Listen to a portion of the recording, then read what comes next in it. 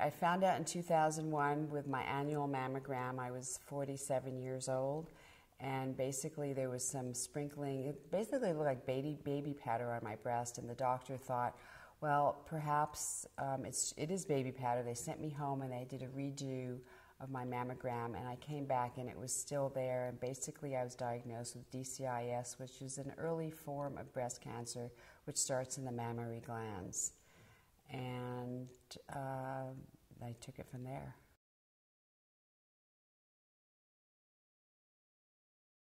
Well, I was in shock. I remember the radiologist calling me to his office and said he wanted to show me on the mammogram what the problem was. I went home and I cried because there was no cancer in my family, no kinds of cancer, not even breast cancer, nothing. And so I didn't really have anybody to call.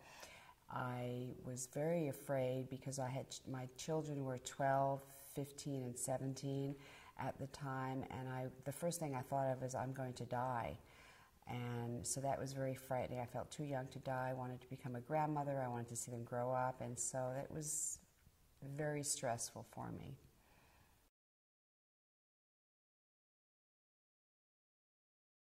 Well, because the cancer was pretty diffuse around my breast, I was given the choice to either have a partial mastectomy and chemotherapy and tamoxifen, or just to have a mastectomy and reconstruction. I opted for a mastectomy and reconstruction because I heard that one of the most difficult parts about getting cancer is dealing with the chemotherapy, and at the time it just seemed like the right thing to do.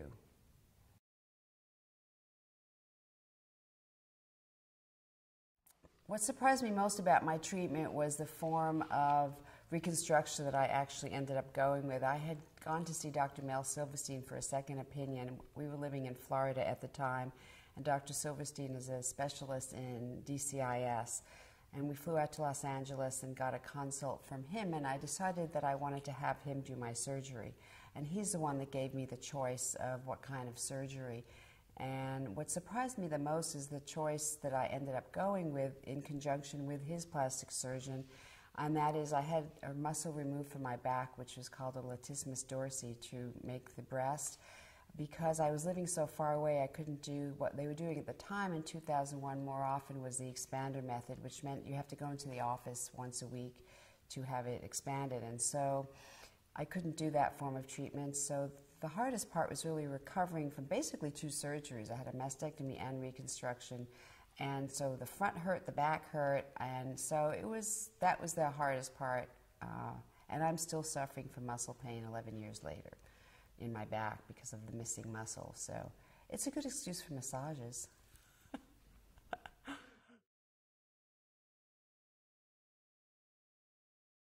Well, as a nurse and a writer, I always turn to the page when I'm having difficulty. When I'm going through difficult times, I advocate writing for healing.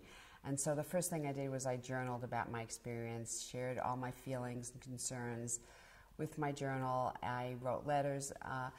So I always advocate journaling and writing down your feelings. The other thing I advocate is also joining a support group, or finding someone, if you don't like the group setting, to find someone that you can talk to that has been through something similar. What really helped me is doing a lot of meditation and yoga and relaxation techniques, anything to calm the mind and to make you very mindful. Certainly you become very appreciative of all the good moments and just appreciate those moments.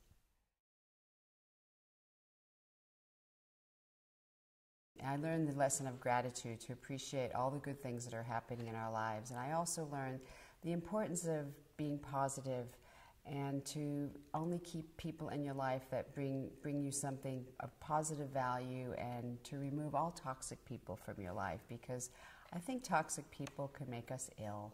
Not that anybody in particular made me ill, but I think if you're going to be healing, I think you need to have very positive people around you.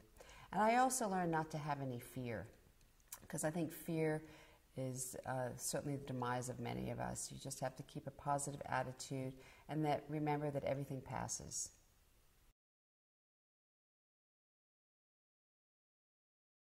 Okay, one good message is have no fear, and I'm going to add another one in there, which is think positive thoughts.